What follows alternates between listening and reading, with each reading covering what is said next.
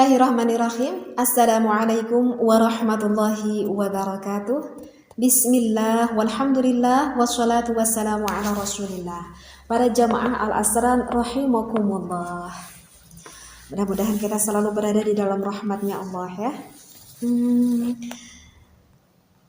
Kali ini saya ingin membahas yang sebetulnya ini tuh udah lama banget, dan bahkan yang bertanya ini cukup banyak sekali yang bertanya. Tetapi saya sering terlupakan di dalam pembahasan ini, dan kali ini mungkin saya ingat yang banyak dipertanyakan itu.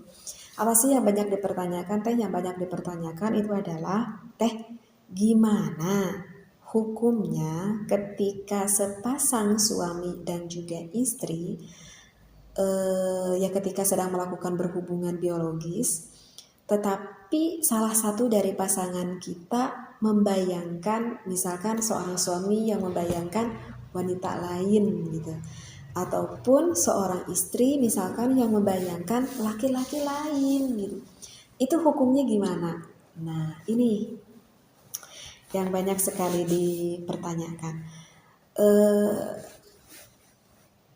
Aku tuh pernah membaca di dalam kitab Qurratul Uyun, tetapi penjelasannya di dalam kitab Qurratul Uyun itu agak kurang lengkap seperti itu.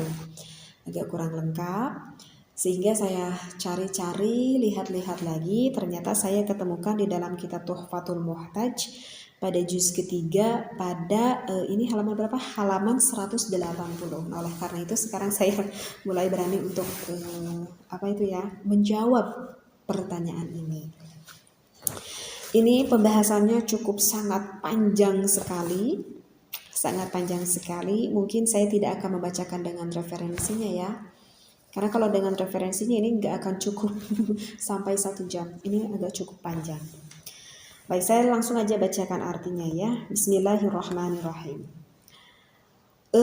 Adapun misalkan bagi pasangan suami ataupun istri misalkan menghayal ataupun membayangkan, misalkan ini contoh kasusnya seorang suami deh ya, meskipun sih kemungkinan itu akan lebih memudahkan di dalam membayangkan itu adalah seorang wanita sebenarnya, karena wanita itu daya khoyali wanita itu, perempuan itu sebetulnya lebih tinggi loh daripada laki-laki. Ini secara penelitian. Jadi secara penelitian daya khoyali seorang perempuan itu lebih tinggi daripada seorang laki-laki. Karena biasanya kalau laki-laki itu karena Allah memberikan akalnya itu lebih banyak, lebih berperan daripada perasaannya, sehingga biasanya kalau laki-laki itu mau melakukan suatu perkara itu biasanya suka fokus seperti itu. Nah, makanya bagi seorang suami yang berpoligami, misalkan punya istri 3, punya istri 2, sebetulnya istri yang ke-1, yang kedua, atau yang ketiga itu sebetulnya tidak harus cemburu juga. Jangan-jangan ketika melakukan berhubungan dengan istri yang pertama, jangan-jangan suamiku membayangkan dengan istri yang kedua misalkan. Enggak seperti itu. Karena biasanya seorang laki-laki itu kalau udah mau melakukan suatu pekerjaan itu biasanya fokus. Jadi sekarang yang ada di hadapanku ini siapa sih? Yang ada di hadapanku ini adalah istriku yang pertama. Biasanya laki-laki fokus ya ini, yang sekarang ada di depan mata ya ini gitu. Ketika nanti sedang di hadapan istri yang kedua ya ini gitu, yang ada di hadapannya. Itu biasanya seperti itu. Justru yang lebih cenderung ini adalah daya khoyalin itu adalah seorang perempuan seperti itu. Tetapi ya tidak menutup kemungkinan juga dong kalau misalkan ada seorang laki-laki membayangkan wanita lain, ya tidak menutup kemungkinan juga seperti itu. Jadi kalau misalkan salah satu pasangan kita, misalkan saya contohkan seorang suami yang misalkan membayangkan wanita lain, ya tentu selain dari istrinya ya, ketika melakukan berhubungan itu, kalau saya baca di dalam kitab Tuhfatul Muhtaj ini, menurut pandangan ulama itu ikhtilafiyah. Artinya ikhtilafiyah itu berbeda-beda pendapat. Dan kan setelah saya beres baca kitab ini ada beberapa ulama yang saling berdebat.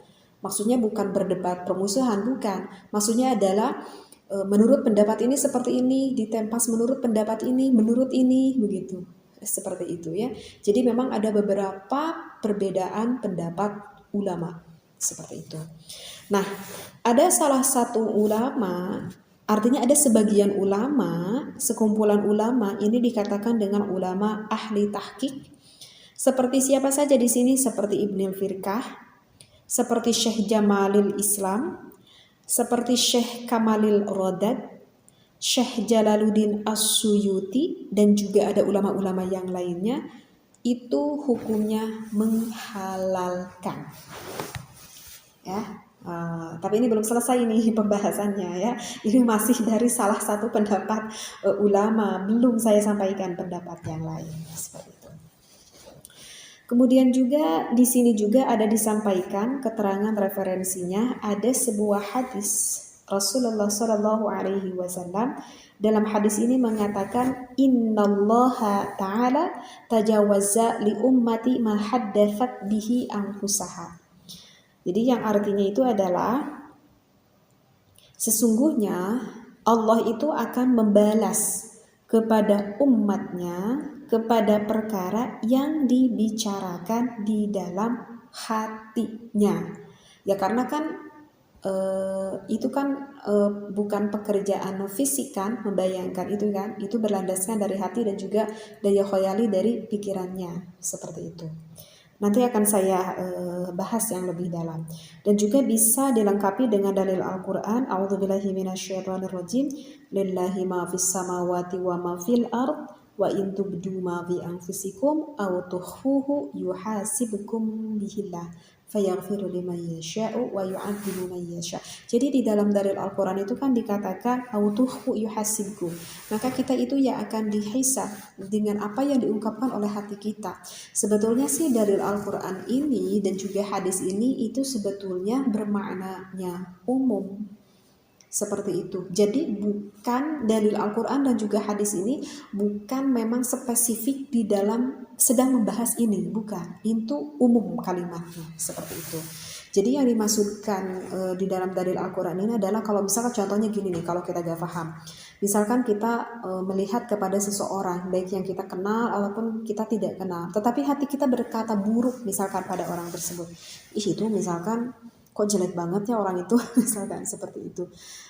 Seolah-olah kita itu menghinakan ciptaan Allah. Padahal kita misalkan gak kenal gitu, terkadang ujung aja hati kita berkata seperti itu. Nah, meskipun hati yang berkata, lisan tidak berkata, itu tetap menjadi suatu dosa. Karena hati kita yang udah berbicara buruk gitu. Dan yang tahu akan urusan hati itu hanyalah milik Allah, hanyalah Allah semata, seperti itu. Ya, sehingga kan di dalam suatu keterangan pun ketika kita bertujuan baik, maha baiknya Allah. Ketika kita bertujuan baik, hati kita berkata baik, bertujuan ingin melakukan suatu kebaikan, maka pada saat itu Allah akan menulis pahala tersebut. Meskipun pada saat itu aku belum melakukan pekerjaan baik itu, baru niat aja. Tetapi kalau misalkan kita mau bertujuan melakukan sesuatu maksiat ataupun hal yang tidak dikaridho gitu ya oleh Allah Subhanahu wa taala, maha baiknya Allah itu tidak akan langsung menuliskan kejahatan hati kita itu. Kita ditunggu oleh Allah, ditangguhkan sampai sekitar 6 jam. Kalau misalkan sampai sekitar 6 jam kita sudah keburu istighfar, maka tidak akan dituliskan. Kita sudah keburu wudhu, kita sudah keburu bertolabul ilmi, ataupun kita sudah keburu melakukan ibadah-ibadah yang lainnya. Maha baiknya Allah. Tetapi kalau kebaikan justru langsung Allah catat seperti itu. Ya, jadi Syekh Taqiyuddin melihat hadis tersebut. Itu adalah, ini diperjelas ya. Ini diperjelas. Menurut Syekh Taqiyuddin, kalau kita itu ada mengazam, artinya mengazam itu bermaksud dia mau melakukan zina ataupun muqaddimah zina, maka itu hukumnya membayangkan tersebut hukumnya menjadi diharamkan. Kalau tidak ada niat mengazam, maka itu tidak menjadi apa-apa. Artinya tidak menjadi suatu keharaman. Adapun pendapat dari Ibnu Al-Hajj Al-Maliki mengharamkan membayangkan wanita lain. Kenapa hukumnya diharamkan? Karena itu bisa termasuk warna dari zina. Dan sebagian ulama juga berpendapat, ini yang mengharamkan ya, yang mencontohkan seseorang mengambil tempat minum dan ia itu menghayalkan, membayangkan bahwa itu adalah minuman yang memabukkan. Nah, ini pendapat ini yang saya temukan di dalam kitab Qurratul Uyun, cuman satu pendapat ini saja. Jadi sekali lagi, kenapa ulama menghukumi, ada ulama yang menghukumi mengharamkan, itu diibaratkan misalkan kita itu ada orang tersebut, ada orang yang udah terbiasa mabuk, pada saat itu enggak ada minuman pemabuknya, cuman ada air putih doang, tetapi karena saking pengen mabuknya, ketika minum air putih pun ia bayangkan kalau dia itu sedang meminumi arak, berarti dia membayangkan sedang melakukan suatu kemaksiatan. Nah, karena dia membayangkan suatu kemaksiatan itu, nah itulah yang menjadikan haram, seperti itu. Dan ada lagi ini perbedaan pendapat ulama seperti yang tadi, seperti sependapat dengan Syekh Taqiyuddin, membenarkan mengharamkannya itu seandainya benar-benar akan melakukan zina karena menghayalkannya. Nanti saya kasih contoh ya. Tapi sebagian ulama tidak menetapkan keharamannya karena hanya sekedar menghayal jika dirinya tidak bermaksud untuk melakukan berzina. Karena apa? Karena menghayal itu merupakan hanya pekerjaan melihat saja. Baik. Referensi yang saya bacakan meskipun hanya artinya saja, saya takut agak kurang paham, sehingga akan saya kasih contoh ya. Saya takutnya nggak paham nih apa yang saya jelaskan ini. Jadi inti dari barusan saya baca dari kitab Tuhfatul Muhtaj ini memang ikhtilafiyah, perbedaan pendapat ulama. Kalau ketika kita membayangkannya itu bermaksud nantinya akan melakukan zina ataupun muqaddimah zina, itu baru diharamkan. Misalkan gini nih, ada seorang suami yang mana dulunya itu punya pacar gitu ya. Jadi udah mantan pacar dong ceritanya ya, karena menikahi wanita lain gitu. Nah, pada suatu waktu ini sang suami itu ketemu sama mantan pacarnya yang dulu, aduh ini soswetan lagi, kayaknya ini udah ketemu dari dari reunian nih biasanya ya. Ketika udah ketemu misalkan ya biasalah, misalkan saling tuker WA, kemudian berlanjut saling WA-WA-an gitu ya, saling sapa-sapa di sana. Kok setelah saling sapa-sapa kok akhirnya terpicu kembali dari sang suaminya itu ada rasa gairah misalkan kepada mantan pacarnya dulu, misalkan saya bayangkan seperti itu aja deh, takutnya nggak paham. Nah, seperti itu. Bahkan misalkan sempat bertemu beberapa kali gitu ya dengan mantan pacarnya itu. Nah, akhirnya ketika sang suami melakukan berhubungan dengan istrinya, sehingga terbayang-bayang gitu mantan pacarnya, karena sang suaminya memang lagi kasmaran lagi misalkan sama mantan pacarnya itu. Nah, ketika mau melakukan berhubungan dengan sang istri, membayangkan dengan sengaja sang suaminya membayangkan bahwa yang di depan itu adalah bukan istrinya. Karena pada saat ini sang suaminya sedang kasmaran sama mantan pacarnya, sehingga membayangkan sosok wujud istrinya itu adalah mantan pacarnya itu. Bahkan dalam hati sang suami berkata seperti ini dalam hatinya, kalau pada suatu saat aku bertemu dengan mantan pacarku, bahkan kalau misalkan nikah lagi, aku kayaknya gak mungkin. Nanti istriku, aduh gimana kalau ketahuan aku nikah lagi. Bahkan aku mau melakukan berzinah dengan mantan pacarku. Ataupun gak sampai melakukan zinah, ya setidaknya muqaddimah zinah deh. Kalau ketemu lagi nanti maaf ya, misalkan akan aku pegang tangannya atau akan aku rangkul misalkan seperti itu. Nah, itu adalah muqaddimah zina. Kalau bertujuan sengaja membayangkan dan bermaksud ingin melakukan suatu kemaksiatan, itu yang dihukumi diharamkan. Ya, yang diibaratkan seperti tadi air putih, tetapi membayangkan bahwa ini adalah arak yang memabukkan, seperti itu. Tetapi kalau ada ulama yang menghalalkan itu karena memang yang namanya menghayal itu merupakan pekerjaan melihat. Ya contohnya adalah seperti ini, misalkan nih, kita kan setiap hari otomatis kan akan bertemu lalu lalang dengan laki-laki bertemu dengan wanita, wanita akan bertemu dengan laki-laki, seperti itu kan. Tetapi pertemuan itu ya biasa aja gitu ya, kita nggak mengingatnya. Tetapi ketika kita udah sering-sering melihat, misalkan nih kita udah sering biasa melihat konten YouTube misalkan, seperti itu ya. Kita udah biasa nih melihat konten YouTube. Misalkan seorang wanita yang melihat di dalam konten kreator YouTube-nya laki-laki, atau laki-laki yang melihat konten kreatornya itu adalah seorang wanita.